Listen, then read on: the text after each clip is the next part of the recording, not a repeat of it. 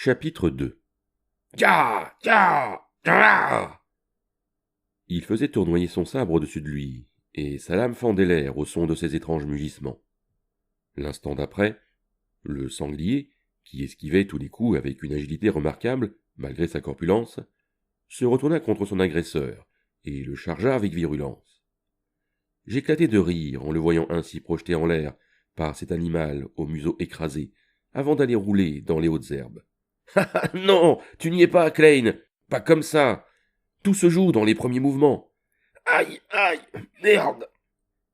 L'assaillant, un joueur nommé Klein, se relevant en proférant toutes sortes de jurons. Il se tourna vers moi et me lança d'une voix misérable. Je sais bien, Kirito, mais il n'arrête pas de bouger, lui aussi. J'avais fait la connaissance de ce grand gaillard élancé quelques heures auparavant. Il portait une simple armure de cuir, et ses cheveux rougeâtres étaient maintenus par un bandana. En temps normal, nous aurions eu beaucoup de mal à nous interpeller par nos vrais noms sans y mettre les formes. Mais, en utilisant nos pseudos de joueurs, toute notion de déférence s'effaçait. Avisant les jambes tremblantes de Klein, je ramassai une petite pierre dans l'herbe à mes pieds et me mis en position. Dès que le système eut détecté les prémices d'une technique d'épée, le caillou s'éclaira d'une délicate lumière verte. Ma main gauche bougea presque automatiquement, et la pierre, qui s'était envolée en dessinant une ligne lumineuse et claire, atteignit le sanglier bleu de plein fouet au beau milieu du front, juste avant qu'il n'amorce une nouvelle phase d'attaque. Hurlant de rage, l'animal revint se positionner face à nous. C'est normal qu'il bouge, ce n'est pas un simple épouvantail d'entraînement. Mais, si tu déclenches une motion et que tu lances une technique d'épée, tu n'auras plus qu'à laisser le système s'arranger pour que la cible soit correctement touchée. Motion, motion. Tout en murmurant ces mots comme s'il récitait un mantra, Klein brandit son katana. Le sanglier bleu auquel il s'opposait était un monstre de niveau 1, appelé Frenzy Boar. Suite à ces coups infructueux et aux offensives qu'il subissait, la barre de PV de Klein avait diminué de près de la moitié. S'il mourait, il serait automatiquement régénéré dans la ville de départ, qui était proche d'ici. Mais revenir dans cette zone lui prendrait du temps. Il avait donc atteint ses limites, et la prochaine attaque serait décisive. Tout en parant la charge du sanglier avec mon épée, je réfléchis sur la façon d'ordonner mes mots. Comment t'expliquer? Il ne suffit pas de lui asséner un coup après avoir compté 1, 2, 3. Il faut repérer le bon moment dans les premiers mouvements, et lâcher la technique d'un coup, dès que tu le sens. D'un seul coup, tu dis? Klein plaça son épée courbe au niveau de la ceinture et tenta de se détendre. Il expira longuement, s'accroupit et leva son épée sur son épaule. Cette fois, le système détecta correctement le mouvement, et la lame de son sabre se teinta d'une lueur orangée avant de scintiller. Ya! Dans un cri puissant et sourd, Klein frappa le sol du pied avec une agilité qui lui avait fait défaut jusqu'à présent. Un son mélodieux retentit alors, et la lame flamboyante du sabre fendit l'air en dessinant des cercles. Cette technique fondamentale pour épée courte utilisée à une seule main, appelée Reaper, trancha magnifiquement le cou du sanglier bleu, qui était sur le point de charger à nouveau, et fit exploser sa barre de PV déjà bien entamée. Après un long et pitoyable cri d'agonie, le gros corps du mammifère vola en éclats, et des chiffres, reflétant les points d'expérience acquis, s'affichèrent alors en violet devant mes yeux. Ouais! Klein prit une pose de conquérant, et se tourna vers moi en affichant un sourire radieux, leva haut la main gauche, que je vins claquer avant d'éclater de rire. Félicitations pour ta première victoire!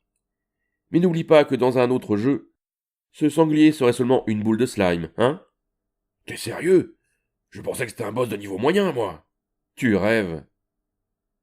Je grimaçai un sourire tout en rangeant mon épée dans son fourreau. Je taquinai Klein, mais comprenais toute la joie et l'émotion qu'il devait ressentir en ce moment. Il se délectait de ce sentiment qui nous submerge tous lorsque l'on a réussi à réduire en miettes un ennemi de ses propres mains. Je n'avais que 2 mois d'expérience et de connaissances de plus que lui, mais je savourais encore cette émotion intense. Probablement dans l'intention de se perfectionner, et tout à sa joie, Klein reproduisait encore et encore la technique qui venait de lui donner la victoire. Je le laissais pour contempler les environs. Tout autour de nous, des plaines s'étendaient à perte de vue. La lumière rougeâtre diffusée par le soleil faisait magnifiquement scintiller la lande herbeuse. J'apercevais à l'extrême nord l'ombre d'une forêt. Au sud, le reflet de la surface d'un lac. À l'est, les fortifications d'une ville. Et enfin, à l'ouest, un amoncellement de nuages argentés qui semblait se prolonger à l'infini. Nous nous trouvions dans les champs à l'ouest de la ville de départ, là où prenait place le premier niveau de la gigantesque forteresse Enkrad. Comme nous, de nombreux joueurs étaient sûrement en train de combattre des monstres dans les parages, mais je ne les voyais pas. L'air satisfait, Klein s'approcha de moi en rengainant son sabre, et balaya l'horizon du regard. Quand je regarde ainsi autour de moi, j'ai tout de même peine à croire qu'en ce moment même nous soyons dans le jeu. On dit qu'on est dans le jeu, mais ce n'est tout de même pas comme si notre âme avait été complètement absorbée dans ce monde. Nos cerveaux écoutent et voient à la place de nos yeux, et nos oreilles enregistrent toutes les informations qui circulent par ondes électromagnétiques envoyées par notre nerve-gear, lui dis-je, en haussant les épaules. Il fit une moue enfantine et poursuivit. Évidemment, j'imagine que toi, tu es habitué maintenant. Mais moi, c'est ma première expérience d'immersion complète. Sérieux, c'est génial. Je suis vraiment content de vivre à cette époque. Tu exagères. Je rigolais, mais, au fond de moi, je pensais la même chose. Nerve-gear. C'était l'équipement nécessaire pour faire tourner ce VR MMORPG, que l'on nommait Sword Art Online. Cette machine s'avérait fondamentalement différente de toutes celles qui l'avaient précédée. Les anciennes se composaient de deux parties. Un moniteur plat et un contrôleur que l'on tenait en main. Le Nerve-gear était unique. Il s'agissait d'un casque qui recouvrait entièrement la tête de son sommet jusqu'au menton. À l'intérieur était implanté un nombre incalculable d'éléments signalétiques. Par les nombreux champs électriques engendrés, le Nerve-gear accédait au cerveau du joueur. Celui-ci voyait et entendait désormais grâce aux informations envoyées directement au champ visuel et auditif de son cerveau, sans transiter par ses yeux et ses oreilles. Cela activait également le toucher, le goût et l'odorat. Le Nerve-gear commandait aux 5 sens de l'utilisateur. Équipé du casque fixé sous le menton, il suffisait de prononcer les mots « ligne start » pour enclencher le mécanisme. À cet instant, tous les bruits ambiants disparaissaient et l'on était plongé dans l'obscurité. Après avoir traversé un anneau multicolore, on arrivait dans un monde entièrement composé de données digitales. Ce Nerve-gear, commercialisé 6 mois auparavant, en mai 2022, avait permis de créer ce que l'on pouvait appeler une réalité virtuelle parfaite. La société d'électronique, à l'origine de son développement, utilisait l'expression « immersion complète » pour exprimer cette connexion entre le monde réel et cet espace virtuel. La formule était appropriée, car elle démontrait une rupture totale avec la réalité. Cette séparation ne s'opérait pas seulement en adressant des informations aux joueurs via 5 sens factices, mais surtout en bloquant les directives envoyées par leur propre cerveau. Ces mesures s'avéraient nécessaires pour pouvoir évoluer librement dans la réalité virtuelle. Il aurait été problématique que le corps réel continuât de recevoir les ordres de son cerveau quand il se trouvait en immersion complète. Le Nerve-gear traduisait en code numérique toutes les informations s'acheminant dans le bulbe rachidien. Klein et moi pouvions ainsi faire évoluer nos avatars sur un champ de bataille et donner des coups d'épée. Se plonger à l'intérieur du jeu. L'impact de cette expérience m'avait tellement séduit, comme un grand nombre de joueurs, que j'étais absolument certain de ne plus jamais pouvoir revenir aux précédentes interfaces de jeu. J'observais Klein qui contemplait d'un air mélancolique les fortifications lointaines et les hautes herbes couchées par le vent. « Attends, ça veut dire que SAO est ta première expérience de jeu avec un Nerve-gear » lui demandai-je. Il acquiesça. Son visage ressemblait à celui d'un jeune et fier guerrier des royaumes combattants. On aurait dit un acteur de film d'époque, mais cette physionomie ne reflétait évidemment pas sa véritable apparence. C'était un avatar configuré de toutes pièces à partir d'une multitude de paramètres. Moi-même, je m'étais créé un personnage semblable à un héros d'animé, tellement classe que c'en était presque indécent. Klein poursuivit d'une voix elle aussi certainement différente de celle qu'il avait en réalité. Tu parles. En fait, c'est parce que je me suis procuré SAO que je me suis empêché d'acheter la console. Ouais. En plus, il n'y avait que 10 000 exemplaires. Alors je me suis dit que j'étais un petit chanceux. C'est sûr que toi, qui as été sélectionné pour être un bêta-testeur, tu es encore 10 fois plus chanceux. Il paraît qu'ils n'ont choisi que 1000 personnes. Ouais, à peu près, dis-je en me grattant la tête machinalement. Je me rappelais encore, comme si c'était hier, de l'excitation et de l'enthousiasme soulevés par l'annonce dans les médias de l'arrivée de Sword Art Online. Le Nerve Gear offrait l'immersion complète, une configuration de jeu totalement innovante. Les quelques titres proposés jusqu'alors ne permettaient pas de profiter pleinement de cette technique prometteuse. La plupart étaient des puzzles ou des jeux éducatifs sans intérêt, qui laissaient sur leur fin les accros dans mon genre. Le Nerve Gear devait nous permettre d'entrer dans un authentique monde virtuel. Or, jusque-là, nous avancions dans des mondes étriqués, où l'on ne pouvait pas faire 100 mètres sans heurter un mur. C'était vraiment décevant. Les passionnés comme moi attendaient avec impatience un jeu digne de ce nom, un MMORPG, un jeu en ligne permettant à des milliers, voire des dizaines de milliers de joueurs de se connecter en même temps dans un vaste monde et d'y progresser, d'y combattre, bref, d'y vivre. Notre impatience était à son comble lorsqu'un jeu, le premier au monde d'un genre nommé VRMMO et intitulé Sword Art Online, vint répondre à nos désirs, bien au-delà de leurs limites. Ce jeu se déroulait dans un énorme château flottant, composé d'une centaine d'étages. Les joueurs devaient progresser vers son sommet, en courant dans les hautes herbes, en traversant les forêts, et en parcourant des villes et des villages à chaque étage, ne pouvant compter que sur leurs armes pour terrasser des monstres terribles et coriaces. La magie, habituellement présente dans tout MMO d'Heroic Fantasy, avait été supprimée, et avait laissé place à un nombre quasi illimité de techniques fatales, appelées techniques d'épée. Ce choix de privilégier l'arme blanche à la magie permettait aux joueurs de ressentir toute l'intensité de l'immersion complète, en étant persuadés de combattre réellement. Les techniques proposaient d'autres compétences que le combat. Certaines servaient à forger le fer, travailler le cuir ou coudre, mais aussi à pêcher, à cuisiner, ou bien encore à jouer de la musique. Bref, elles couvraient toutes sortes d'activités quotidiennes. Les joueurs n'évoluaient pas seulement dans un immense espace, ils pouvaient carrément y vivre. Si leur niveau le permettait, ils avaient la possibilité d'acheter une maison, de cultiver des champs ou d'élever des moutons. Au fur et à mesure que les détails du jeu étaient dévoilés, l'enthousiasme des joueurs allait crescendo. Près de 100 000 personnes, soit la moitié des possesseurs du Nerve Gear, se portèrent volontaires pour tester la version bêta avant la sortie officielle, alors que l'offre ne s'appliquait qu'à 1 millier de joueurs. Seule la chance m'avait permis d'être choisi. Être bêta-testeur donnait le privilège de recevoir le jeu dans sa version officielle dès sa sortie. J'avais vécu comme un rêve les 2 mois de test de la version d'essai. En cours, je ne pensais qu'à mes objets, à mon équipement et à la façon de perfectionner mes techniques. Dès que la cloche retentissait, je me précipitais chez moi et je m'immergeais jusqu'à l'aube. La période d'essai s'acheva rapidement et je ressentis une grande perte lorsque le personnage que j'avais créé et développé fut effacé. Dimanche 6 novembre 2022. À 13h, le service officiel SAO tant désiré fut lancé. J'attendais patiemment depuis une demi-heure, et je me connectais sans perdre une seconde. 9500 petits vénards fébriles, comme moi, s'étaient procuré le jeu. Les sites de vente en ligne avaient coulé en quelques secondes tout le stock d'exemplaires qu'ils possédaient.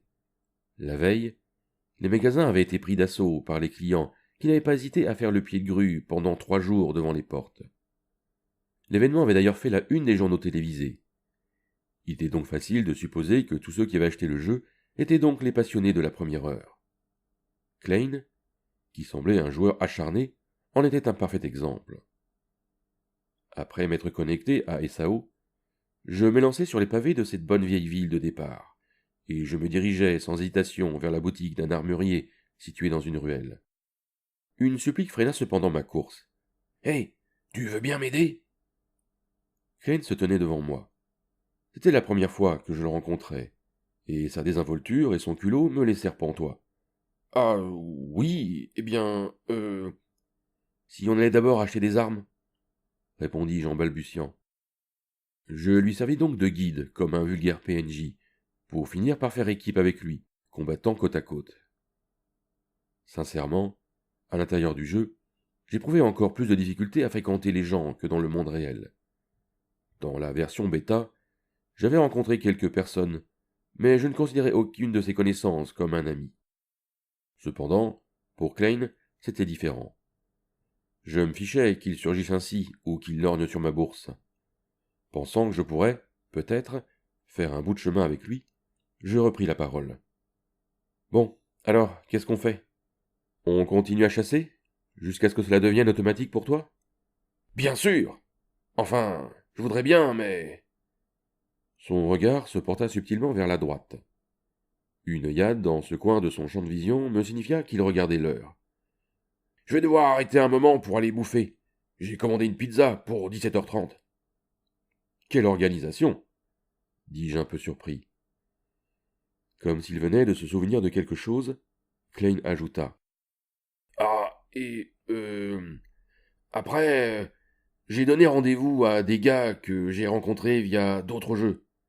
On doit se retrouver dans la ville de départ. Je te les présenterai si tu veux. Tu pourras les enregistrer en tant qu'amis.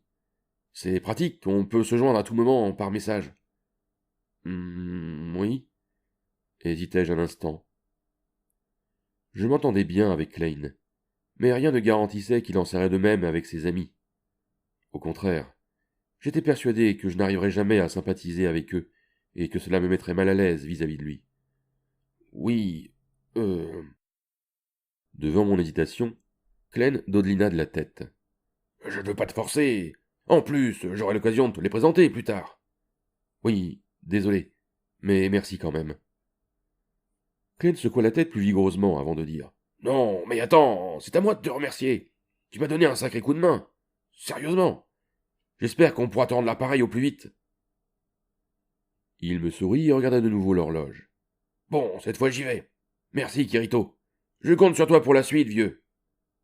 En serrant sa main ferme, je me dis qu'il aurait probablement fait un excellent leader dans un autre jeu. Merci, et à bientôt. Si tu as une question, n'hésite pas à m'appeler.